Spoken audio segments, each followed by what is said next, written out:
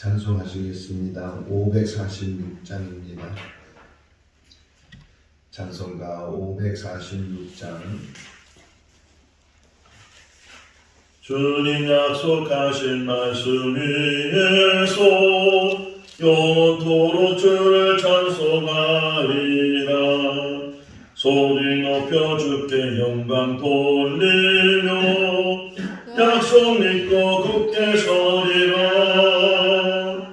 굳게 서리 영원하신 말씀 위에 굳게 서리. 굳게 서리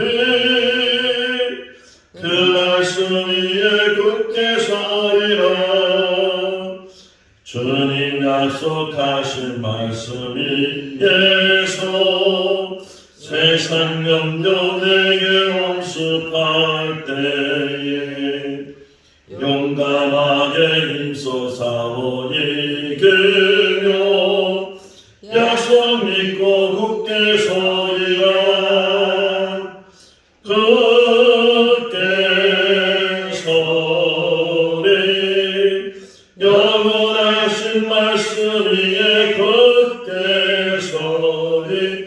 굳게 서리 그 말씀 위에 굳게 서리라. 주님 약속하신 말씀 위에서 영원하신 주의 사랑이 믿고 성령으로 힘써 싸워 이기며 약속 믿고 굳게 서리라. 굳게 서리 영원하신 말씀 위에 굳게 서리. 굳게 서리 그 말씀 위에 굳게 서리라.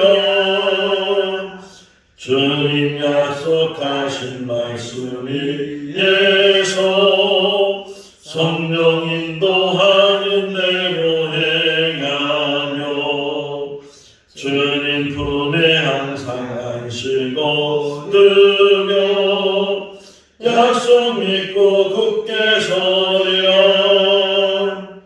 굳게 서리 영원하신 말씀 위에 굳게 서리. 굳게 서리 그 말씀 위에 굳게 서리라. 로마서 9장 1절에서 18절 말씀까지입니다. 로마서 9장 1절에서 18절 말씀까지. 내가 그리스도 안에서 참말을 하고 거짓말을 아니하노라.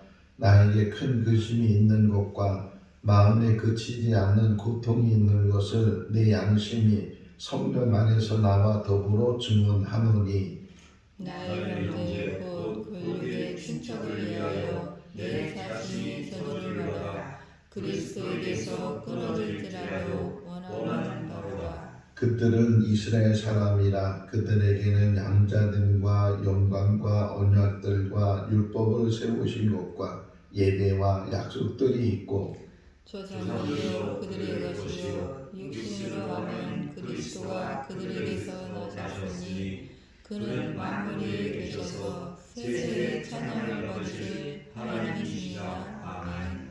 그러나 하나님의 말씀이 폐하여진 것 같지 않도다. 이스라엘에게서 난 그들이 다 이스라엘이 아니요 또한 아브라함의 씨가 다 그의 자녀가 아니라 오직 이삭으로부터 난 자녀가 내 씨라 불리리라 하셨으니 곧 육신의 자녀가 하나님의 자녀가 아니요 오직 약속의 자녀가 신호 여기심을 받느니라. 약속의 말씀은 이것이니 명령 이때에 내가 이르리니 사라에게 아들이 있으리라 하시니라. 그뿐 아니라 또한 리브가가 우리 조상 이삭 한 사람으로 말미암아 임신하였는데 그 자식들이 아직 나지도 아니하고 무슨 성이나 악을 행하지 아니한 때에 택하심을 따라 내는 하나님의 뜻이 행위로 말미암지 않고 오직 부르시는 이로 말미암아 성결하라고 하사 리브가에게 이르시되 큰 자가 어린 자를 섬기리라 하셨나니 기록된 바 내가 야곱은 사랑하고 에서는 미워할까 하심과 같으니라. 그런즉 우리가 무슨 말을 하리요 하나님께 불의가 있느냐 그럴 수 없느니라. 모세에게 이르시되 내가 긍휼히 여길 자를 긍휼히 여기고 불쌍히 여길 자를 불쌍히 여기리라 하셨으니 그런즉 원하는 자로 말미암도 아니요 반박질하는 자로 말미암도 아니요 오직 긍휼히 여기시는 하나님으로 말미암음이니라. 성령이 바로에게 이르시되 내가 이 일을 위하여 너를 세웠으니 곧 너로 말미암아 내 능력을 보이고 내 이름을 온 땅에 선포하게 하려 하셨으니 같이요.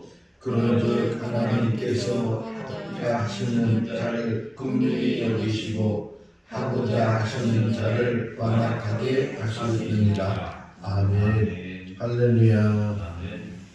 가끔 장례식장에 가서 조모를 할 때가 있는데 가면 이제 상주가 있고 또 그 가족들 유족들이 있게 됩니다. 고인이 부모님일 수도 있고 또 형제일 수도 있고 심지어는 자녀일 수도 있고 그래서 가서 위로를 하고 조모를 하면 굉장히 슬퍼하죠.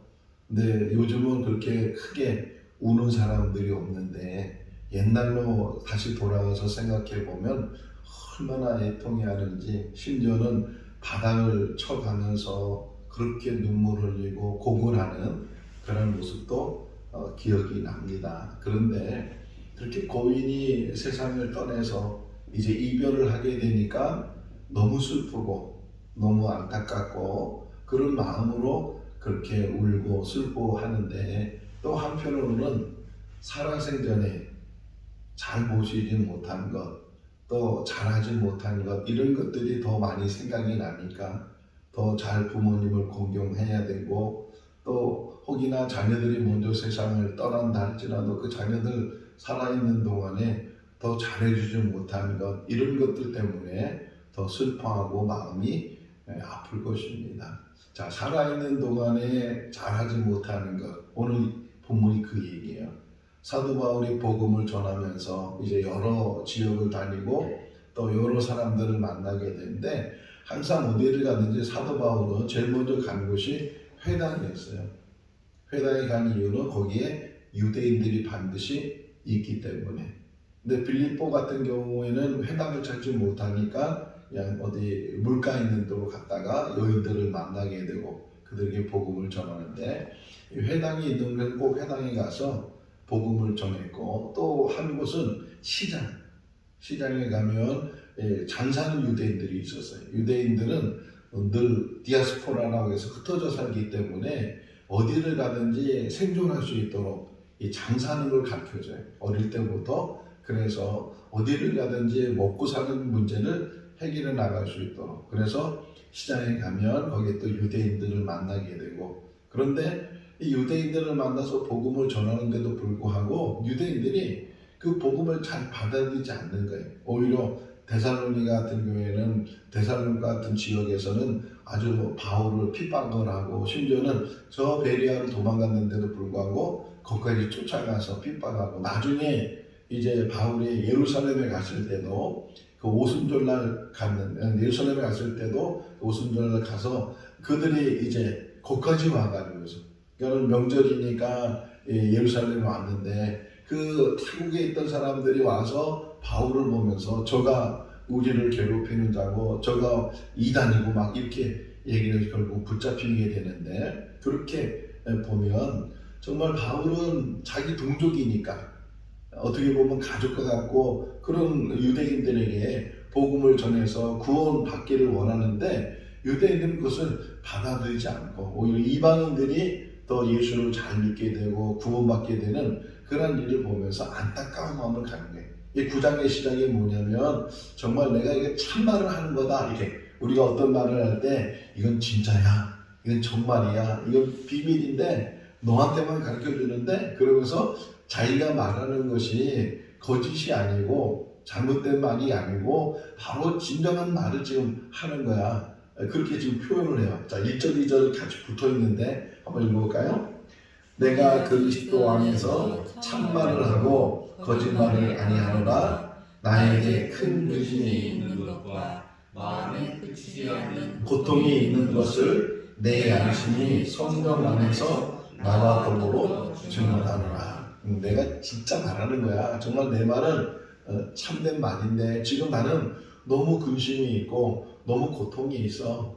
근데 그 근심과 고통이 자기 문제가 아니라는 게 물론 몸이 연약해서 또 눈이 안질 같은 것이 있어서 그가 하나님 앞에 3번씩 기도하고 낫게 해달라고 그런 기도도 바울이 했지만 지금 여기서 말하고 있는 이 근심과 이 마음의 고통은 그런 자기 육신적인 문제나 어떤 생활적인 문제나 그런 문제가 아니고 자기 아까 처음 설명해 드린 것처럼 자기 민족들이 이 복음을 받아들이지 않는 것, 예수를 구주로 영접하고 거듭나고 그래서 하나님의 진정한 자녀가 되어야 되는데 그러지 못한 것, 그것이 너무 힘들다는 거예요.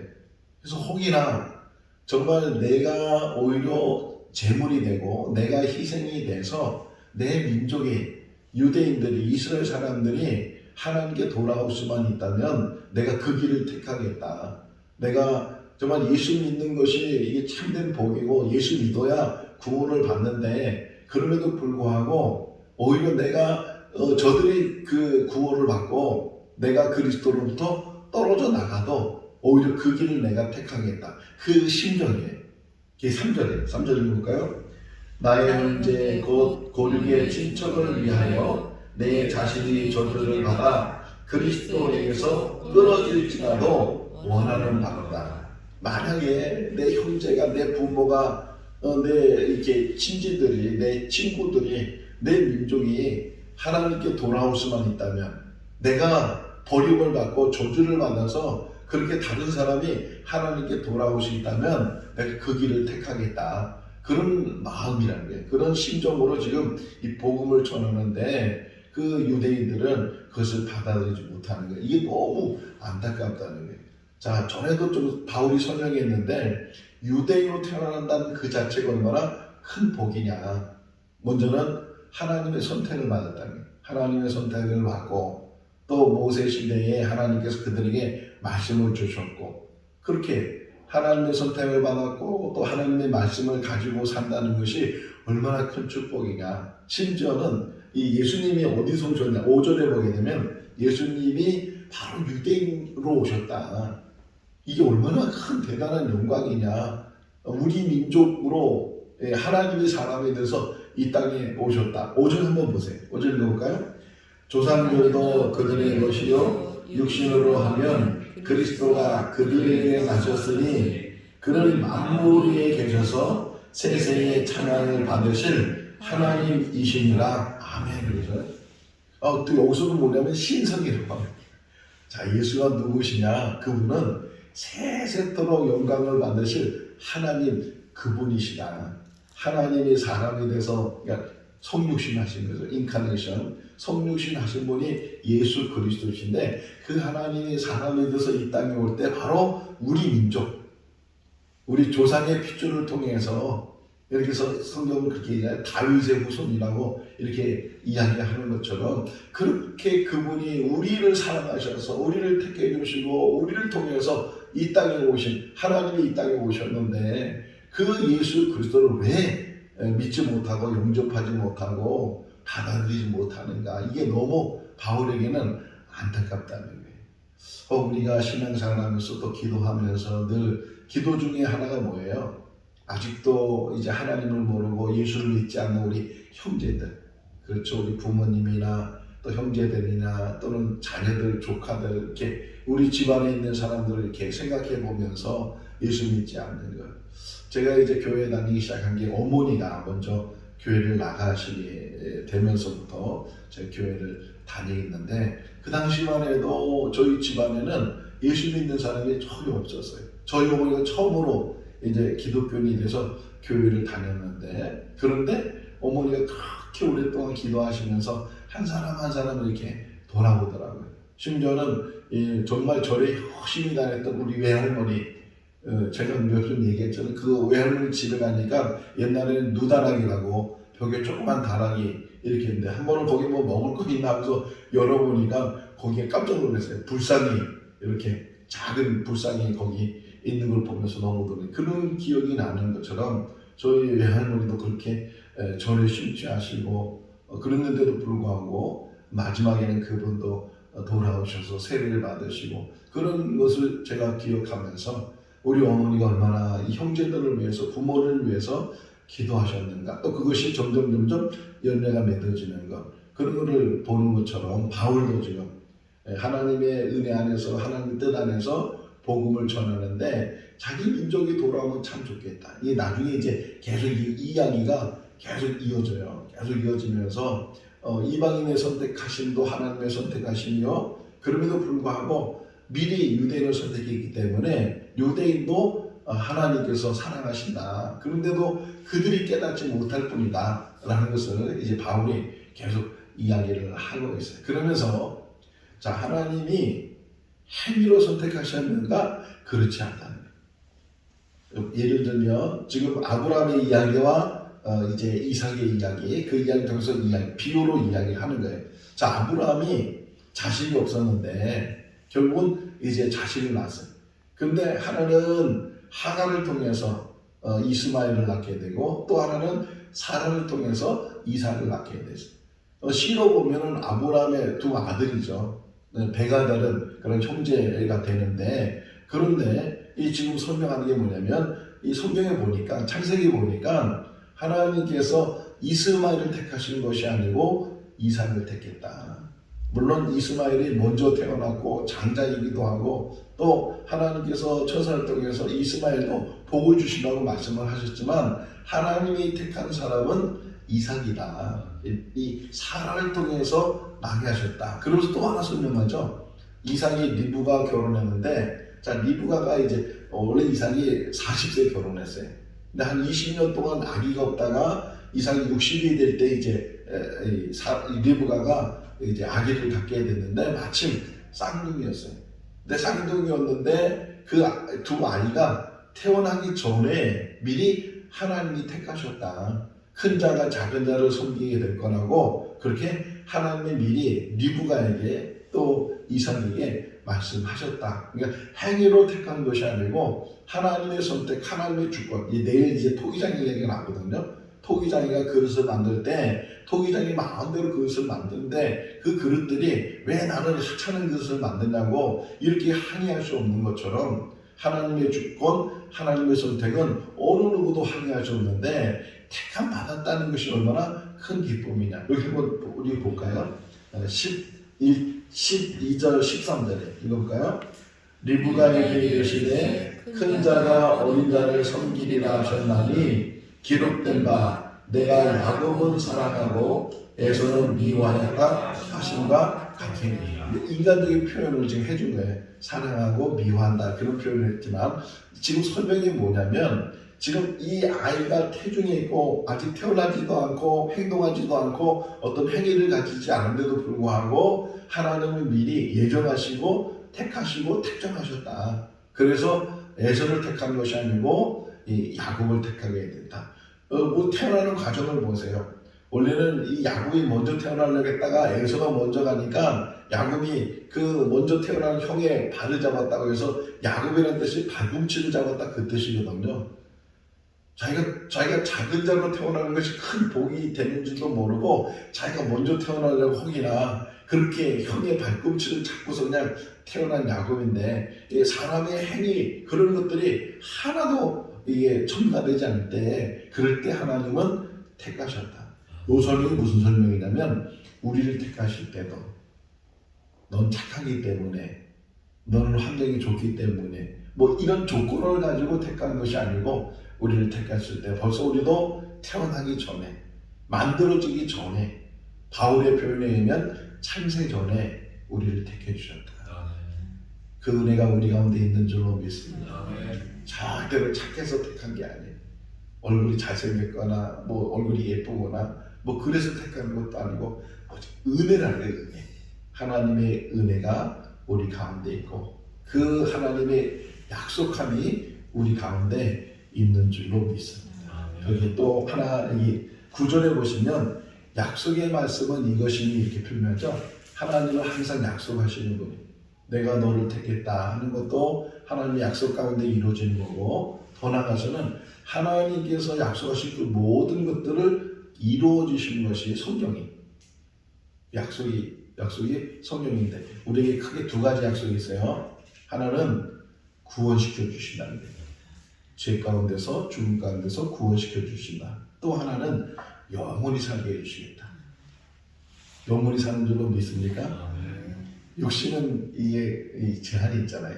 이제 나이가 들면 70이 되고 80이 되고 심지어 요즘 100세 쓰이다라고 하는데 혹이나 100세가 된다 할지라도 또 100세가 넘는다 할지라도 유한적인 삶을 이 땅에 살지만 그 삶으로 모든 것들이 사라지거나 모든 것들이 이제 소멸되는 것이 아니고 우리에게는 영생이 열려져 있어요.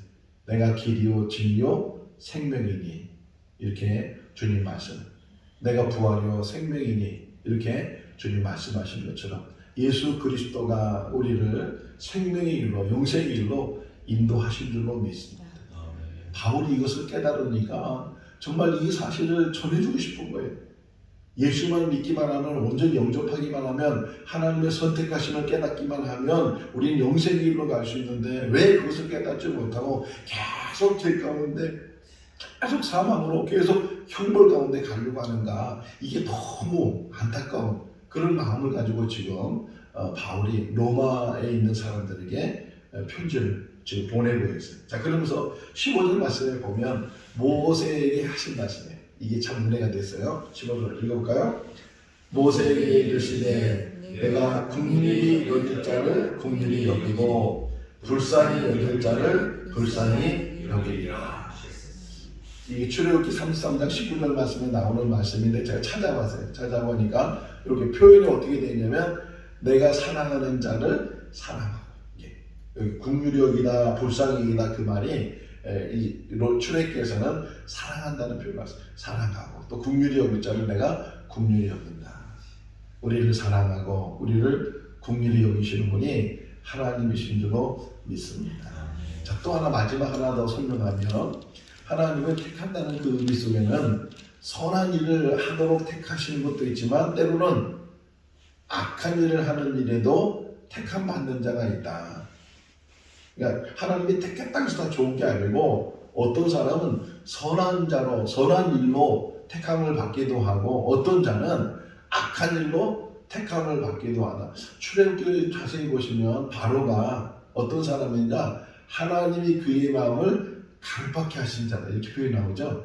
그러니까 바로 자신이 물론 바로가 강팍한 사람인데 그 강팍함도 하나님이 허락하지 않으면 강팍하지 않을 수 없는데 강팍해지는 것도 다 하나님께서 허락하셨기 때문에 택하셨기 때문에 이 표현이에요. 지금 17절 보세요. 17절이 그 표현이거든요. 읽어볼까요? 성경이 바로에게 이르시되 내가 이 일을 위하여 너를 세웠으니 곧 너로 말미암아 내 능력을 보이고 내 이름이 온 땅에 전파되게 하려 함이라 하셨으니 18절 그런즉 하나님께서 하고자 하시는 자를 긍휼히 여기시고 하고자 하는 자를 완악하게 여기시느냐. 그러니까 하고자 하는 자를 긍휼히 여기기도 하고 하고자 하는 자를 완악하게 하시는 분도 하나님이시다. 근데 우리는 어디에 속한 자가 되어야 되는 거예요? 긍휼히 여기는 자, 사랑하는 자, 하나님 편에 서는 자, 하나님께서 기뻐하시는 자, 하나님께서 원하는 자, 그런 삶을 우리가 살아야 되는 줄로 믿습니다. 그게 믿음 생활이에요. 그게 그리스도입니다. 하나님의 그 선택함을 늘 감사하고 그 은혜를 감사하고 늘 하나님 앞에 이 땅에 산 날 동안 우리가 할 일이 뭐 대단한 일은 없어요. 그럼에도 불구하고 하나님 주신 일들을 잘 감당하고 가장 중요한 것은 사랑. 이 사랑 가운데 살 수 있기를 바랍니다. 제가 이제 늘 영상을 이렇게 찍어서 보내잖아요. 제 친구한테도 보내고 교인들한테도 보내고 그러는데 제 친구가 어저께 주일 예배 영상을 이렇게 보고 나서 이렇게 문자가 와요. 항상 그 친구는 이 영상을 본 다음에 문자를 보내는 친구인데 그 친구가 어제 보낸 게 우리 교회를 표현해 줬어요. 사랑이 있는 교회. 예배를 쭉 보면서 우리 교회 찬양이 있고 기도가 있고 사랑이 있고 말씀이 있고 감사가 있고 그런 교회라는 것을 본인이 느꼈다. 우리 생거진천교회가 더 그런 교회가 될 수 있기를 바랍니다. 사랑이 넘치고 은혜가 넘치고 서로 간에 이렇게 감싸주고 안아주고 세워주고 격려해주고 칭찬해주고 그렇게 아름다운 교회 공동체 그런 성도의 모임이 될 수 있기를 주님의 이름으로 축원합니다. 기도하겠습니다. 사랑이 많으신 하나님 아버지, 오늘도 새날을 주시고 또 건강을 주시고 주님의 전에서 또 있는 자리에서 제단을 쌓게 해주시는 것 감사합니다. 우리를 만세전에 택해 주시고 창세전에 택해 주시고 하나님의 권속, 하나님의 자녀가 되게 해주신 것 감사합니다. 우리 하나님 앞에 자랑할 것도 없고 드러낼 것도 없습니다. 늘 연약하고 부족하고 또 때로는 하나님 앞에 불의한 자입니다. 그럼에도 불구하고 하나님의 긍휼하심으로 불쌍히 여기심으로 우리를 택해 주셔서 하나님의 자녀 되게 하여 주신 줄로 믿습니다. 오직 예수 그리스도 바라보게 하시고 십자가 붙들게 하시고 이 땅에 산날 동안 천국의 소망을 두며 믿음으로 한 걸음 한 걸음 나가는 우리들 되게 하여 주시옵소서. 생거진천교회 세워주신 것 감사합니다. 이 재단을 통해서 구원의 역사가 날마다 일어나게 하시고 거듭남의 은혜가 있게 하여 주시옵소서. 하나님 나라가 확장되게 하시고 이 시대에 꼭 필요한 교회가 되게 하시고 이 교회를 통해서 우리 성도들 기쁨으로 살게 하시고 또 하나님의 크신 은혜 가운데 사는 귀한 삶이 되게 하여 주시옵소서. 무엇보다도 사랑의 공동체가 되게 하여 주셔서 어떤 사람이 오든 간에 다 이 안에서 예수의 사랑을 배우게 하시고 예수의 사랑을 실천하는 서로 사랑으로 말씀하신 그 사랑을 나누는 아름다운 교회가 되게 하여 주시옵소서. 오늘도 주 안에서 복된 하루의 삶이 되게 하여 주시기를 간절히 바라고 우리를 구하신 예수님의 이름으로 기도하옵나이다. 아멘. 마쳤습니다. 자유롭게 기도하시기 바랍니다.